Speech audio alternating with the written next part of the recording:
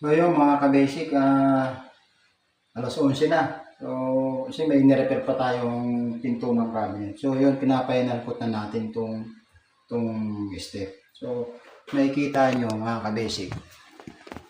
Ayan o. Lalo siyang kumintab. Pangalawa ka-basic, titibay itong binin nila. Kasi nga itong emulsion na to ka-basic, pag natuyo to, para tong plastic. Ganun. So lahat ng mga dugtungan na yan, matatakpan yan. Yan. Halos titibay ito mga kabisik, kakapal talaga yan. Yan, patutuyuin lang natin. Ang pinatutuyo natin, may nire-repair tayo dito isang pinto. So nasira na siya eh. So napalitan ko na yan kabisik. So yun, i-repaint ko na lang. So yun kabisik, natapos na natin yung step. Yung pag-a-apply ng acrylic emulsion. So yan.